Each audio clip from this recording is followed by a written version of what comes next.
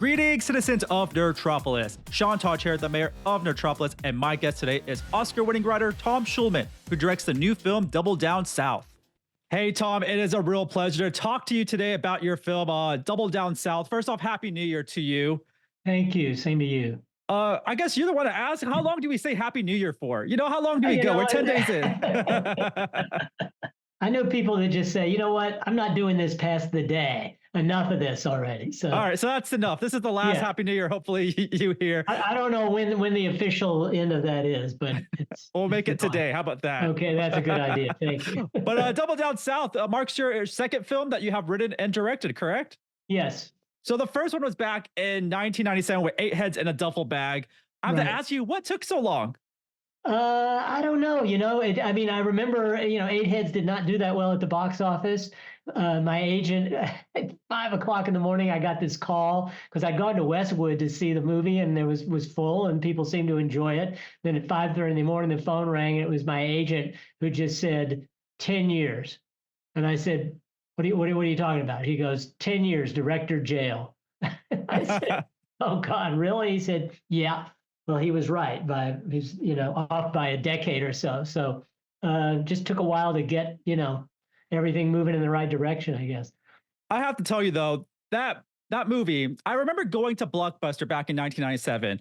I think I was just maybe 8 years old, going with my parents. And I remember vividly them going to the aisle where the shelf is and picking up that movie to bring home for them to watch. I have a very wild, vivid memory. And I just remember it, just the cover of that VHS. It brings me back. Mm-hmm. What can you share about your experience, though? It's, making that film. It starred Joe Pesci, George Hamilton, Christy Swanson, even David Spade, though. I mean, what a great cast. It was. Yeah, no, it was a lot of fun. It was tough. We didn't, have enough days. The set that we had was built on in a warehouse next to a train tracks. So, constantly having to bus takes because of that. So I should have just written a train into the movie, but a lot of fun. Just, unfortunately, Orion, who backed the movie, was sold 10 days before the movie came out. So MGM, which bought Orion, more or less dumped it. I got a call from the marketing people on a Monday before the Friday we opened saying, we're really sorry.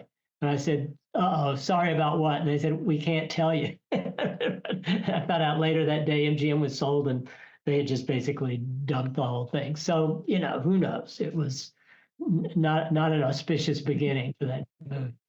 But you're back. You're back with Double Down South and explores the world of illegal Keno pool gambling. I love pool.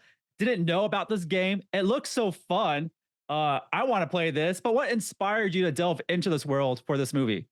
I'd always wanted to make a movie about this game. I played this game when I was a kid, and somehow a year into the pandemic, I was sitting around thinking about what do I want to write at this point, and it just popped into my head, and then a story came with it, and that was it. So why it took, I don't know, 30 years for that to dawn on me, I don't know. How hard is that game? Because it looks really hard. Is there really a real skill set to it, or is there a lot of luck at the same time? Because it's pretty wild. There's some luck, because obviously you can miss and still somehow win, because there are 2 or 3 holes in the board where you can accidentally land and win. But although it's very hard to make a double ever, much less, I would say it's the equivalent if you play golf of making like a 50-foot putt to make a double. And some people can make several doubles in a row, obviously, and that was always sort of the diabolical nature of it. Where can you play this game? Where can you get that little inner piece too? Like, all of this is so interesting to me. I'm going to become a Keno pool player, it seems like.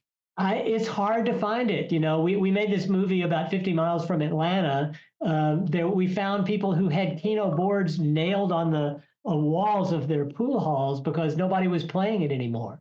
So it's really hard to find. There's one guy in South Carolina that still makes the boards.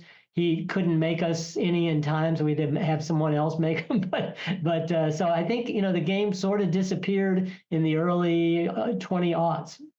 About 100 years it was around and then gone. And I don't know, maybe poker, high stakes poker took its place. I don't know. It's a wild game. I love it. But you got a great cast. You got Kim Coates, Lily Simmons. They both shine in this movie. I absolutely love it. And then you have Justin McManus and Igby Rigney. I love this cast. A lot of great chemistry. Can you talk about the process of putting this cast together? Yeah. Well, we had a great casting director, Amy Lippens, who just has an encyclopedic knowledge of just about everybody in SAG, I would say, or in SAG-AFTRA. So I knew Kim Coates for years. We've been buddies, so always wanted to do something with him, and this part just seemed right. So Kim signed on, and I'd seen Lily in Banshee and loved her in that, and thought she was really talented and had the kind of the toughness, and also the sort of you could really kind of she lets you in, So and Tom Bauer, who played Old Nick, I'd seen for years and just thought he was perfect for that. Amy Lippens found Igby Rigney, just said, got the kid. And he did a test and he was great. Justin, the same thing. So, Rebecca Lyons, who is Sheila, also brought to us by the Atlanta casting director. So, just found some great people. Yeah, really great people. I loved it. And I'm not gonna give too much away. It's a great film. I suggest everyone watch it when they can.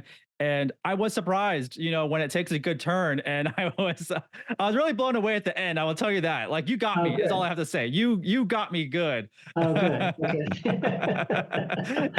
This film combines, a range of genres. If you had to describe the film, fusing two existing movies that have been out for a long time, like how would you explain this movie combining, Boy, that's tough. Star Wars meets, I don't know. I guess it's The Hustler meets some poker movie, maybe Molly's Game or something. I don't know. It's got the high stakes. It's got the sort of tension of pool. But it's a thriller and plus. And it's got some good comedy into it, some really funny lines into, and I just love the chemistry between everyone. I have to say, I think it's kind of like, for me, it was like Rounders meets Focus, that film with Will Smith and Margot Robbie, a little bit, just a lot of fun. That's good. Yeah. A lot of fun stuff. But like I said before, I'm no stranger to your work, Tom. Everything really kicked off for you back in 1989, which was a great year because that's the year I was born. Oh, wow. And you didn't see the movies back then, but yeah. I didn't, but that was the year of Dead Poet Society, which I have seen a few times, which I love, starring the late Robin Williams. And then you wrote also Honey, I Shrunk the Kids, one of my favorites with Rick Moranis. Absolutely love that. And we can't forget Second Sight. Bronson Pinchot. I love him so much. I love him when he's on Beverly Hills Cop. I'm glad he's back for a fourth one, making a cameo. But those movies make the year I was born. That's the best way to describe 1989. I need to find those books that have all the stuff that comes out the year you're born, and I think those are included in it. But I have to say, is it true that there was a follow-up to Honey, I Shrunk the Kids that was in the works that just got scrapped? Yes. I think the pandemic killed it. I'm not really sure exactly. Were you behind this? Were you writing this? No. They approached me several years ago about it, and I, frankly, just it's hard for me anyway to sort of get back on those horses and reinvent something, And so I just said no, not interested. But and I think I can't remember who was going to be in it. I was sort of surprised they canceled it, but yeah, Rick was supposed to come back, and then there was gonna have Josh Gad, and it had really strong stuff. But that's unfortunate. But in the 90s, you also were a part of a lot of great films. That's my childhood, a lot of great stuff. There is one film that you helped write that is a household staple in my home. Can you guess what it is by chance? Just throw something out there. Oh boy, my family is obsessed with it. God. Helped write. I guess that would be Medicine Man. Well, I think you've wrote it. I think you actually wrote it, all of it. I think the screenplay. But What About Bob? What About Bob? Yes, right. I have to tell you, when I told my parents I was speaking to you and you were behind one of the films, What About Bob? They kind of freaked out. I'm not gonna lie. Oh, wow. My mom calls that movie funny and innocent. Anytime we're scrolling the TV, it's on. We'll watch it. If I find it on the streaming, we watch it. It's wild that movie just became so popular with my family. It's something about it. It's something about Bob that we love about it. How did that story come about? Laura Ziskin and Alvin Sargent, who Laura was the producer and Alvin was basically her husband and also a wonderful screenwriter, multiple Academy Award winner, came up with this idea, in the middle of, I guess in August. They were thinking about, what happens to, because all the psychiatrists in New York go on vacation in August, and they thought, what happens to the people who really need their shrinks? So they had this idea, and they told me about it, and I guess they had told several writers, but I sparked to it, and came up with what we have. So. Yeah, we've seen it way too many times. We laugh about it just even talking about it amongst ourselves. It's one of those rare movies that comes about. I know a sequel never happened, but I just think in my head one day they will meet up in a retirement home and the same stuff happens again. Somehow they manage to be in the same home and the same stuff happens all over again and he has to deal with Bob. Yeah. So that would be funny. But Bob was an innocent. That's right. That's what it is. So. And you see me chuckling because I just have this movie living rent free in my head and just playing it back to back. But there's a lot of great films, that you have been a part of. And I'm excited to see you back with this one with Double Down South. What is next for you after this? Callie Khoury, T-Bone Burnett, and Trey Crowder, who I don't know if you know, he's a stand-up comedian, the liberal redneck, he calls it. We're creating a multi-part podcast, a dramatic/comedic podcast for Audible. Oh, that's exciting. And that's a good talent right there too. Yeah, I think it's going to be fun, So it's a musical. It's got a lot of stuff going on. So. No, that's awesome. And one last thing, what type of advice do you give out the writers out there, people that want to direct, that want to get their foot in the door? It's a really tough world out there, but any piece of advice you can give them to get started? Yeah, I think that, probably the best thing to do would be shoot a sample, shoot a small piece of whatever it is you've written, or make a short, just show people you've got the chops. I think there's a willingness on the part of producers and studios to entertain a writer as director. The writer knows the material better than anybody else. It's hard to get a good director. A lot of good directors are booked for years. So there's kind of an opening there if the studio thinks you can do it. So, make a piece, prove you can do it. I think the door's open. No, that's some great advice. And yeah, Double Down South. What a great film. Thanks for coming back and writing and directing again, Tom. It was fantastic. Thank you. I appreciate that. Thanks for having me, and happy to contribute to your childhood year. Definitely. My parents are going to love this interview. I have to say that. Okay, we'll say hi to them for me. Yeah. Okay. Thank you, Tom. Have a great one. Thanks so much, Sean. Appreciate it.